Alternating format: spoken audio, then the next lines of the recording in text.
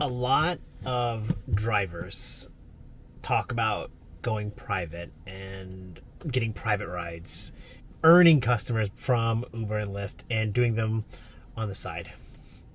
And why I don't do it. They asked me, Levi, why don't you set up your own private ride business? There's more money in it. And I thought I would just address it, why I don't do it. Because let me give you some what I believe. Number one, I think it's a really smart business idea to find a way to do private rides.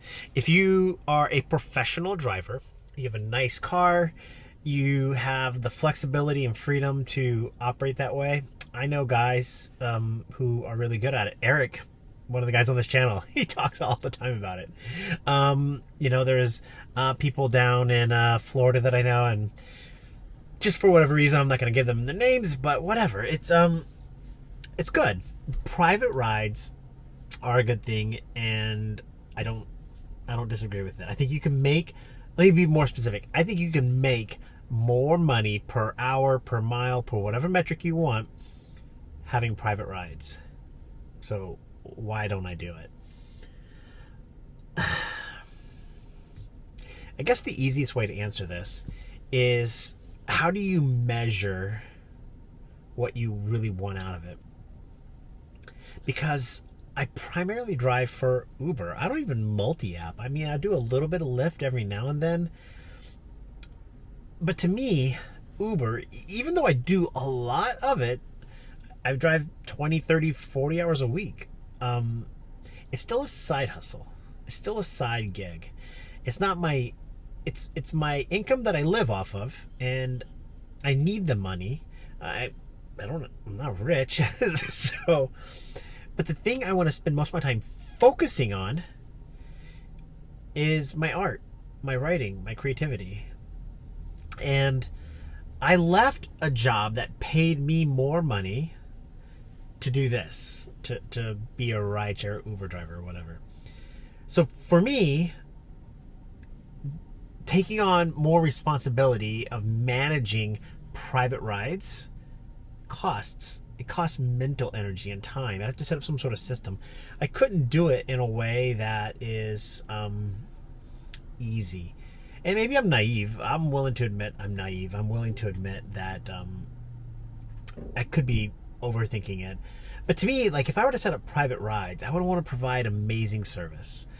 And I feel like that'd be coordinating, right? People are going to text me. If I got, let's say, 10, 20, 30, 100 private clients, I'd start coordinating with them. And then, like, if I couldn't pick them up, I would then have to, like, coordinate with somebody else to go pick them up. And it becomes a job.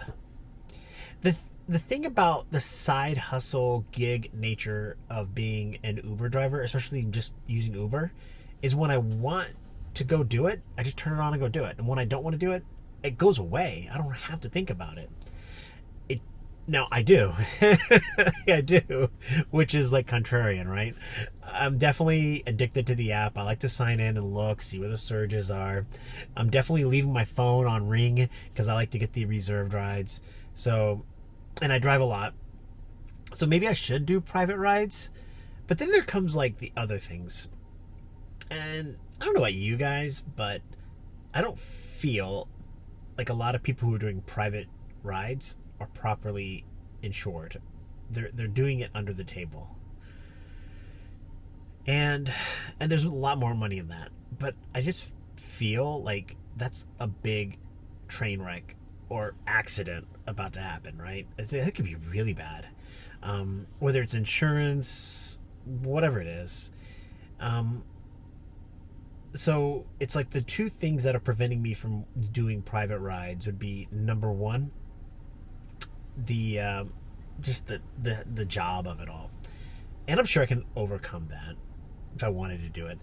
And the second thing would be, am I insured? Do I have to set up an LLC? How do I handle my car? Right now my car is mine and I do it on this, it's just whatever. It's not under a company. The third thing though, the third most important reason is I like meeting random people.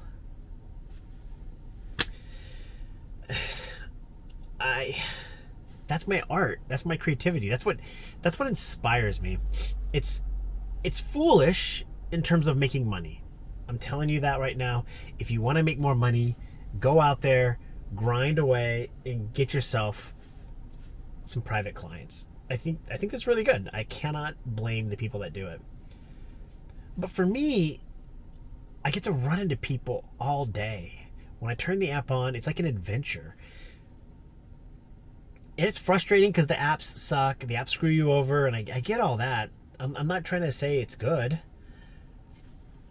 But we all drive for different reasons, for different purposes. And my purpose is to earn enough money to pay the bills and get a bunch of creative material, meet people, hear their stories, and then I can write and create about that. That's what I like to do. And I haven't monetized my writing. I mean, I'm not, you can read my stories. I published them in different places. And but during COVID,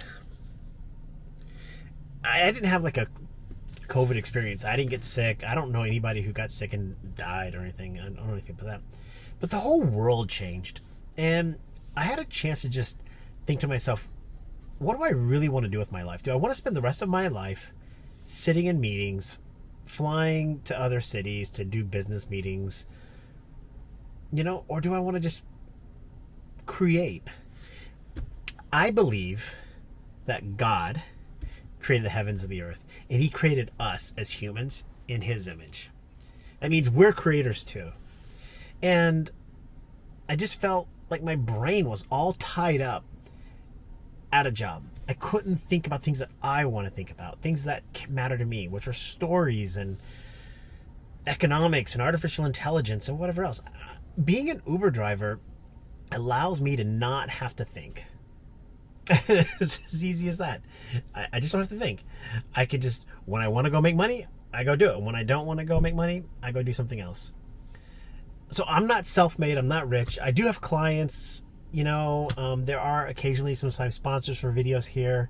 So I do make some money that way. I'm not rich. My wife's a stay-at-home mom.